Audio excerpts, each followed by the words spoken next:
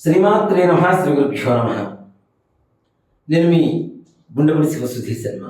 ఈ నవరాత్రుల్లో 7వ రోజు పిల్లలందరికీ, చదువుకునేటువంటి పిల్లలకే కాకుండా ప్రతి ఉద్యోగంలో పేపర్ మీద పెన్ను పెట్టేటువంటి ఉద్యోగం చేసేటువంటి ప్రతి ఒక్కరికి, అలాగే ఏ ఉద్యోగం చేసినా, ఏ వృత్తి వ్యాపారాలు చేసినా దానిలో జ్ఞానం పెరగడానికి కావలసినటువంటి అమ్మవారే సాక్షాత్ బ్రహ్మపత్ని అయినటువంటి మహాసరస్వతి అమ్మవారు. అమ్మవారి దగ్గర చూడండి, హంస, నెమలి ఉంటాయి. హంసకు ఉండేటువంటి లక్షణం ఏంటి? పాలు నీళ్లు కల్పించిన పాలని పాలుగా, నీళ్ళని నీళ్లుగా వేరు చేసేటువంటి శక్తి ఒక హంసకు మాత్రమే ఉంది. హంస హంస పరమహంసస్సో హంసస్సోహం హంస హంస హంసాయ విద్మహే పరమహంసాయ ధీమహి తన్నో హంస ప్రచోదయాతు. హంస అనేటువంటిది జ్ఞానానికి ప్రతీక, జ్ఞాన రూపానికి ప్రతీకమైనటువంటిదే. అంటే చెప్పా కదా, పాలు నీళ్ళను కూడా వేరు చేసేటువంటి జ్ఞానం కలిగినటువంటి ఏకైక జీవి ప్రపంచం ఏదైనా ఉందంటే హంస. అమ్మవారికి వాహనంగా కలిగి ఉంటుంది. సరస్వతీ నమస్తుభ్యం వరదే కామరూపిణి విద్యారంభం కరిష్యామి సిద్ధిర్భవతు మే సదా. పద్మపత్ర విశాలాక్షి పద్మకేసరి వర్ణని నిత్యం పద్మావయాం దేవి సామాం పాతు సరస్వతి. అమ్మవారు వర్ణం కూడా ఎలా ఉంటుందంటే, ఆవిడ కట్టుకునేటువంటి వస్త్రం కూడా మీరు ఏ పట్టణంలో అయినా చూడండి, వేరే కలరు చీరలు కట్టుకున్నట్టుగా కనీసం ఆర్ట్ కూడా వేయరు, తెల్లటి చీరలు కట్టుకొని ఉంటుంది.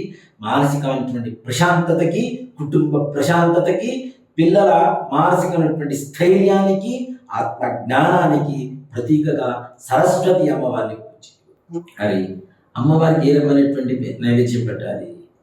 సేమియా పాయసం ఉంటుంది చూడండి, ఆ సేమియా పాయసాన్ని నివేదన పెట్టండి, పిల్లలకి పంచండి. ఇంకా అవకాశం ఉంటే ఆ రోజున విజ్ఞానాన్ని, జ్ఞాన సంపదని పంచండి, పుస్తక వితరణ చేయండి. మీ ఎవరైతే బీదవాడు ఉంటారో, చదువుకోలేనటువంటి వాడు అనాథాశ్రమాల్లో ఉంటారు, చాలామంది ఉంటారు. చదువుకోవడానికి వాళ్ళకి పుస్తకాలు లేక, కట్టుకోవడానికి వస్త్రాలు లేక బాధపడుతూ చదువుకోవాలి అనేటువంటి ఒక అభిలాష ఉంటుంది, కానీ చదువుకునేటువంటి ఆర్థిక స్తోమత లేక పాపం అలా మరుగున పడిపోయేటువంటి వాడు చాలామంది ఉన్నారు. నిజంగా ఒక మాట గమనించాలంటే, అన్ని సౌకర్యాలుండి 1, 2 ర్యాంకులు సంపాదించడం గొప్ప కాదు. ఏ రకమైనటువంటి సౌకర్యాలు లేకుండా లైట్, అంటే వీధి లైట్ కింద కూర్చొని చదువుకొని మన భారతదేశానికి రాష్ట్రపతి అయినటువంటి అబ్దుల్ కలాం గారు లాంటి వాడు చాలా మంది ఉన్నారు.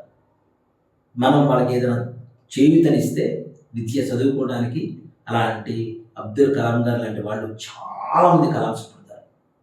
అది మన చేతుల్లో కూడా కొంత ఉంది. కాబట్టి పుస్తకాలు వితరణ చేయండి. ఏదైనా పిల్లలు చదువుకోవడానికి ఫీజులు కట్టాలంటే కట్టండి. తద్వారా మీ పిల్లలకు కూడా తప్పనిసరిగా విద్యా సంపద, జ్ఞాన సంపద అపారంగా పెరిగి మంచి విద్యావంతులు, బుద్ధిమంతులు